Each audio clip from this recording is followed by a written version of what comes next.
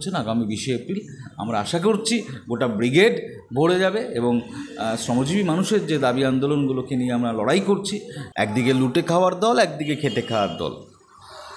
গত 10 বছরে আমাদের কেন্দ্রের সরকার করবেন 16 লক্ষ কোটি টাকা আদানি আম্বানিদের মতো পুঁজিপতিদের কর ছাড় দিয়েছে।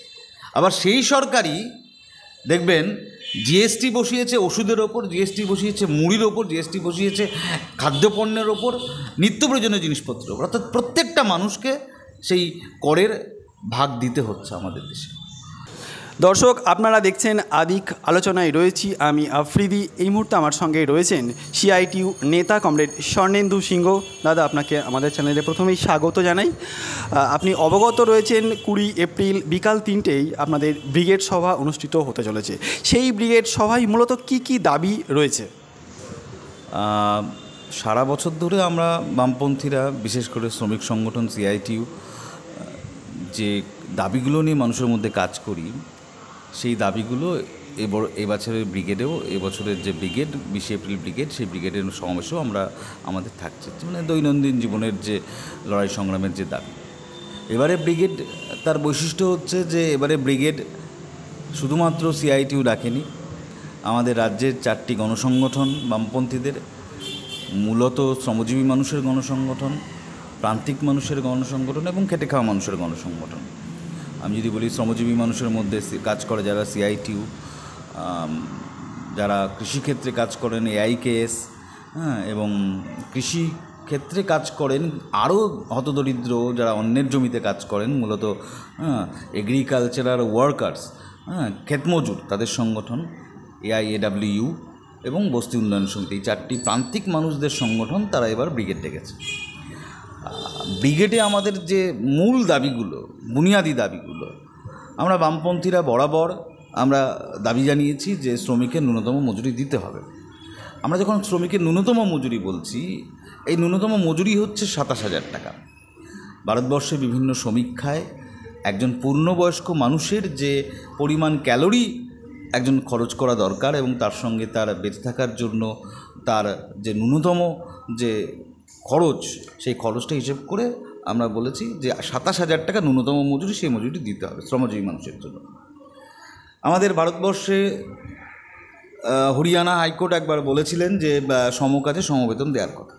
অথচ আমরা লক্ষ্য করেছি যে মহিলা যারা শ্রমজীবী মানুষ রয়েছেন, তারা একই কাজ করে, একই ক্ষেত্রে একই কাজ করে পুরুষ শ্রমিকদের তুলনায় কম মজুরি পান। সে আপনি রাজমিস্ত্রি বলুন বা অদক্ষ কোনো শ্রমিক বলুন, একই রকম। তাহলে আমরা মহিলাদের জন্য আমরা এই সমকাজে সমবেতনের দাবিটা জানাচ্ছি। আমরা বলেছি যে কেন্দ্রীয় সরকার লকডাউনের সময় শ্রমকোড চালু করে।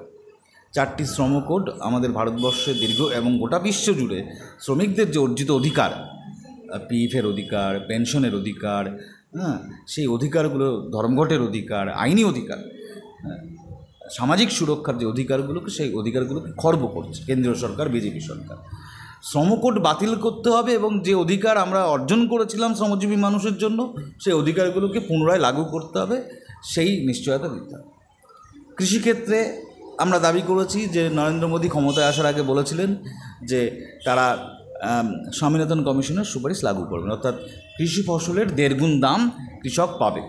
এই মুহূর্তে ভারতবর্ষে কৃষি পণ্যর বাজার এমন জায়গায় পৌঁছেছে, সেখানে সঠিক দাম কৃষক পাচ্ছেন না, অনেক কৃষক আত্মহত্যা করতে বাধ্য হচ্ছেন। আমরা তাই বলেছি কৃষি ফসলের ন্যায্য দাম কৃষককে দিতে হবে এবং সেই ন্যায্য দাম নির্ভর করবে স্বামীনাথন কমিশনের সুপারিশ অনুযায়ী, অর্থাৎ ফসলের 1.5 গুণ দাম তাকে দিতে হবে। আমরা বলেছি যে ক্ষেতমজুর যারা, তাদের ক্ষেত্রেও একই, তাদের মজুরি বৃদ্ধি করতে হবে। ক্ষেতমজুরদের বিভিন্ন ধরনের সামাজিক সুরক্ষা প্রকল্পের মধ্যে আনতে হবে। আর আমাদের ভারতবর্ষের যে গরিব মানুষ যারা বস্তিতে বাস করেন, যাদের মাথায় গোজবার ঠাইটা ঠিকমতো নেই এবং যেখানে দেখা যাবে যে অনেক মানুষ তারা একসাথে গাদাগাদি করে থাকেন, আমাদের ভারতবর্ষে যে সবার জন্য গৃহ প্রকল্প, সেই প্রকল্পে এখনও মানে অনেক কথা বলা হয়েছে, কিন্তু সবার জন্য সবার মাথায় ছাদ তুলে দিতে পারেনি সরকার।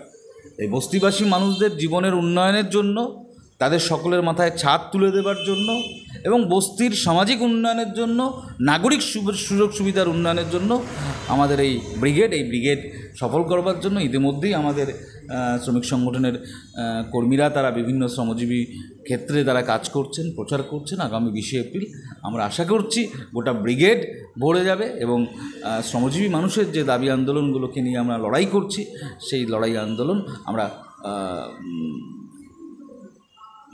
আমাদের শ্রমজীবী মানুষের কাছে আমরা পৌঁছে দিতে পারবো, সঙ্গে সরকারের কাছে আমাদের দাবি পৌঁছে দিতে পারবো। দাদা, আপনি বললেন যে ব্রিগেড ভরে যাবে, এই ব্রিগেডে সাধারণ মানুষ কেন যাবে? আমি তো বললাম প্রথমেই যে এই মুহূর্তে দাঁড়িয়ে ভারতবর্ষের যে শ্রমজীবী মানুষ, খেটে খাওয়া মানুষ, একদিকে লুটে খাওয়ার দল, একদিকে খেটে খাওয়ার দল। গত 10 বছরে আমাদের কেন্দ্রের সরকার 16 লক্ষ কোটি, মার্জনা করবেন, 16 লক্ষ কোটি টাকা আদানি আম্বানিদের মতো পুঁজিপতিদের কর ছাড় দিয়েছে। আবার সেই সরকারই দেখবেন জিএসটি বসিয়েছে ওষুধের ওপর, জিএসটি বসিয়েছে মুড়ির ওপর, জিএসটি বসিয়েছে খাদ্যপণ্যের ওপর, নিত্য প্রয়োজনীয় জিনিসপত্রের ওপর। অর্থাৎ প্রত্যেকটা মানুষকে সেই করের ভাগ দিতে হচ্ছে আমাদের দেশে। গত 7 দিন আগেই আমাদের দেশের সরকার 750 ঔষধের দাম বাড়িয়েছে। আজকেই আপনারা দেখবেন যে কেন্দ্রের সরকার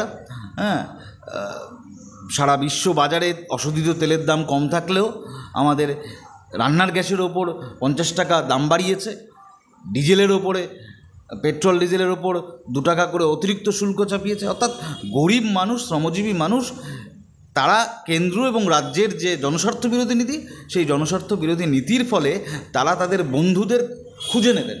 তারা জানেন যে জীবন জীবিকার স্বার্থে বামপন্থীরা লড়াই করছে, সিআইটিউ লড়াই করছে, কৃষকদের মধ্যে এআইকেএস লড়াই করছে, আর আমরা দেখছি কেন্দ্রের শাসক দল, রাজ্যের শাসক দল তারা ধর্মের উন্মত্ততায় সাধারণ মানুষকে ভাগাভাগি করে দিয়ে জীবন জীবিকার যে সমস্যা, যে ঔষধের দাম বৃদ্ধি, পশ্চিমবঙ্গে জাল ঔষধ, জাল ভ্যাকসিন চক্র, একটা বড় সমস্যা। এই যে 1,26,000 চাকরি চলে গেল, শিক্ষাক্ষেত্রে দুর্নীতি, যারা কাজ করছেন তাদের চাকরি চলে গেছে, আর একটা বড় অংশ তারা কাজের জন্য চেষ্টা করছেন, শিক্ষিত বেকার, তাদের হাতে কাজ নেই। শিক্ষা আমাদের রাজ্যে শেষ, প্রায় স্কুলগুলো বন্ধ হয়ে যাবার উপক্রম। সেই জায়গায় দাঁড়িয়ে বামপন্থীরা মানুষের জীবন জীবিকার সমস্যা নিয়ে আলোচনা করছে, বামপন্থীরা মানুষের জীবন জীবিকার স্বার্থে লড়াই করছে, তাই সেই মানুষ ব্রিগেড ভরাবেন, আমরা এটা আশা রাখি।